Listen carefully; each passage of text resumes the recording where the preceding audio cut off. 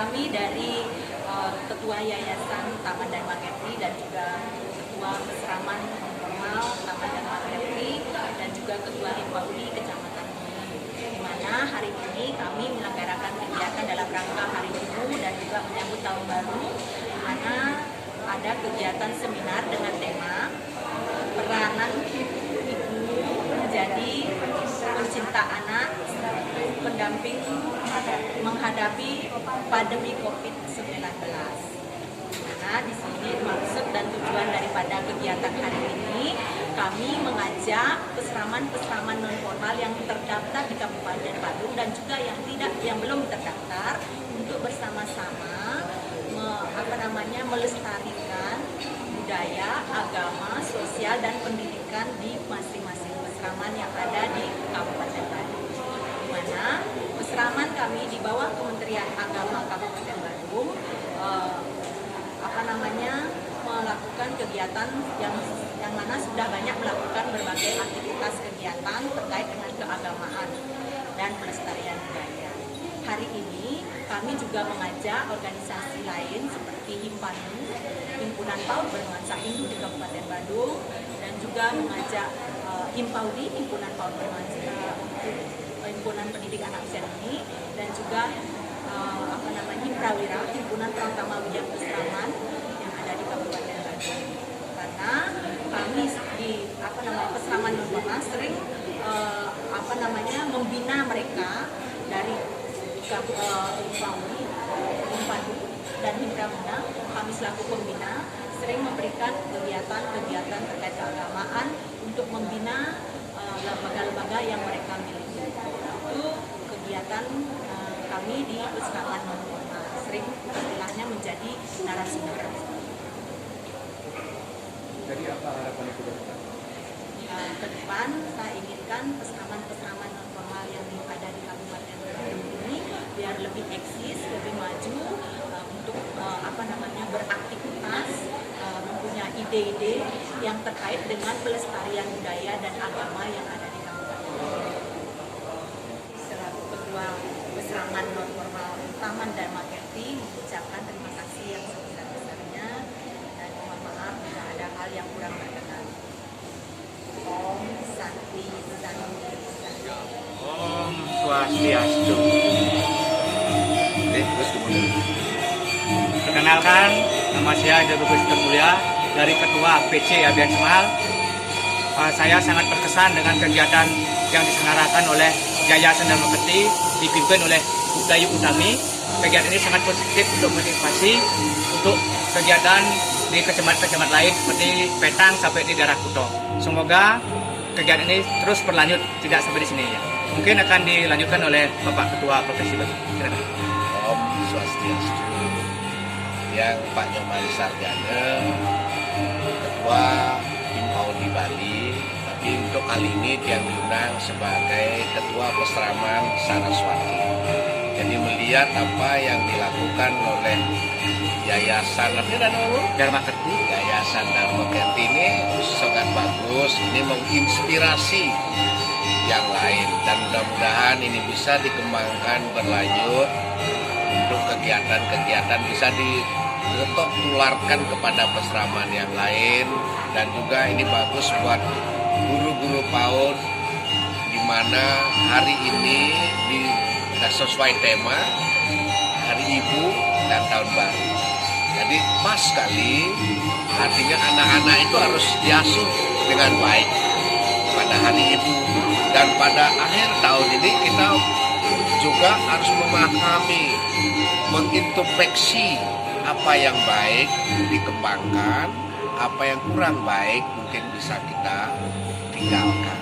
Nah, itu harapan saya, dan mudah-mudahan kegiatan-kegiatan ini bisa dilakukan oleh pengurus-pengurus peseraman yang lain. Terima kasih. Saya tutup dengan para pesanti. Om Santi Santi Santi. Om. Menurut saya kegiatan yang dilakukan oleh Yayasan Taman Dharma Khetri untuk guru-guru PAUD ini adalah hal yang luar biasa, yang sangat positif dan dapat mengembangkan nilai-nilai keagamaan, adat, tradisi, dan budaya, di mana kita sebagai orang Bali khususnya harus melestarikan adat, seni, dan budaya itu sendiri. Jadi kegiatan positif ini harus terus dilakukan dan continue setiap tahunnya. Begitu juga kegiatan pada hari ini, saya ucapkan terima kasih karena Kementerian Agama telah berkenan berkontribusi dan memberikan pinjaman tempat dan juga dukungan untuk kegiatan yang luar biasa pada hari ini. Ada langkah-langkah selanjutnya yang lainnya, misalkan apakah diadakan setiap bulannya perkumpulan atau bagaimana Bu? Kalau bisa kegiatan ini dibuatkan program setiap tahun untuk dibuatkan kalender kegiatan setiap tahunnya sehingga bisa dipastikan mungkin menjelang Saraswati bisa dilakukan bersama sinergi dengan peskaman dan juga PAUD-PAUD lainnya sehingga kegiatan ini bisa lebih meluas dan bisa diikuti oleh lebih banyak peserta lagi karena kegiatan ini juga diikuti atau ada kegiatan doa bersama di mana doa bersama ini mendoakan dunia, mendoakan kita bersama agar bisa cepat pulih dari kondisi COVID-19 ini. Seperti itu. Sebagai ibu, bagaimana naluri ibu terhadap anak-anak? Kalau saya kebetulan belum menikah, walaupun seperti itu, tapi saya punya naluri bahwasanya anak-anak ini harus kita rangkul dengan pendidikan usia dini. Jadi karena di usia dini inilah anak-anak mulai meniru, mulai ikut serta tentang seluruh kegiatan-kegiatan positif. Jadi intinya kita harus ajarkan mereka yang pertama berperilaku yang baik, mengucapkan segala hal-hal yang positif sehingga mereka bisa meniru dan menerapkannya di kehidupan mendatang. Baik, terima kasih. Kegiatan semacam ini, apalagi ini melibatkan PAUD. Dalam hal ini saya lihat ini PAUD yang bernuansa Hindu, karena ini adalah merupakan program yang memang dicanangkan oleh Bapak Bupati Badung dalam rangka untuk pelestarian adat dan budaya kita, yaitu di Bali. Melalui media pendidikan bernuansa Hindu ini, anak-anak kita diajarkan lebih dini dari segi karakter, dari segi pelestarian adat dan budaya, di mana di dalam penyelenggaraan pendidikan ini tentu akan melibatkan semua komponen. Dalam hal ini seperti adanya kegiatan hari ini, yaitu peseraman, itu sangat mendukung. Dan tentu harapan ke depan ini dengan adanya pelestarian adat dan budaya yang di Bali, terutama di Badung, ini adalah merupakan dari sektor pendapatan asli, yaitu berupa pariwisata. Karena pariwisata kita itu kan berbasis budaya. Nah itu yang memang kita harus concern untuk kita lakukan.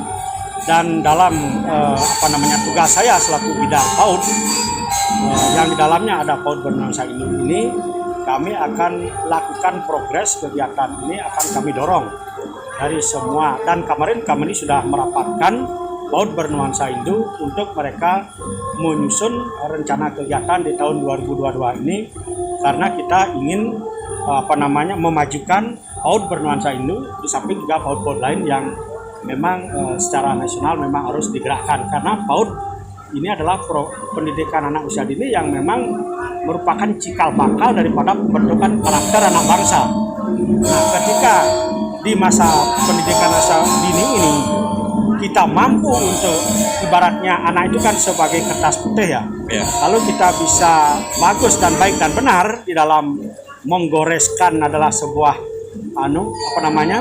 garis-garis yang memang nanti membentuk karakter mereka. Inilah sebetulnya akan membawa anak bangsa ini anak yang cerdas berkarakter, dan tentu juga nanti akan menuju kepada sebagai dengan visi pendidikan kita, yaitu mewujudkan profil pelajar Pancasila. Itu yang dari kami, dari bidang PAUD Pendidikan Distrik Kora Badung, kami akan mendorong, mensupport kegiatan-kegiatan seperti ini. Apakah ada kendala dalam masa pandemi ini, bagaimana terhadap anak-anak putra putri kita untuk mendidiknya? Karena dalam pandemi ini kan untuk tatap muka, padahal tatap muka itu perlu sekali untuk usia dini. Benar. Sebetulnya tidak masalah, karena kita kan juga bisa melakukannya secara daring. terutama misalnya dalam hal kegiatan bernyanyi gitu misalnya kan.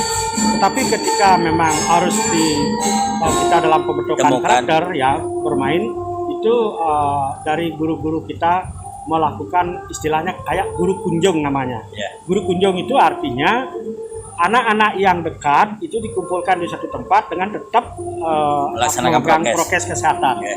Itu yang tadinya tidak ada hambatan, kita kombinasi. Ketika misalnya memang membutuhkan daring dalam hal kegiatan bernyanyi misalnya, itu bisa dilakukan. Guru dia bisa membuat konten-konten pembelajaran yang tentu nanti anak-anak bisa meniru. Terima kasih atas waktunya. Sebelumnya saya mengapresiasi dari kegiatan ini karena bisa secara mandiri melakukan kegiatan walaupun situasinya dalam masa pandemi. Nah, kami di Kementerian Agama pastinya mendukung karena kegiatan ini menjadi salah satu visi kami, yaitu meningkatkan kualitas pendidikan agama dan keagamaan. Jadi pasraman ini termasuk pasraman non formal termasuk dalam kegiatan pendidikan keagamaan.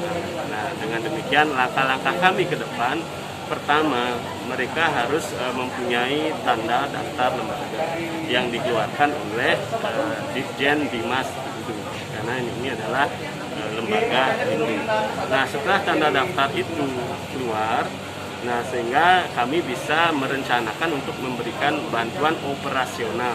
Bantuan operasional ini bisa digunakan untuk mendukung kegiatan-kegiatan seperti ini.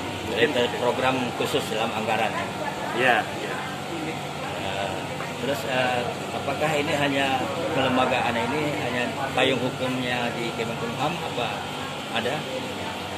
Kalau biasanya mereka sebelum mendaftarkan lembaganya, biasanya ada dilampiri sebuah pengakuan dari atau berkekuatan hukum dari Kemenkumham, karena itu kan lembaga. Nah, dari itulah kami menjadikan acuan untuk mengeluarkan tanda daftar itu. Jadi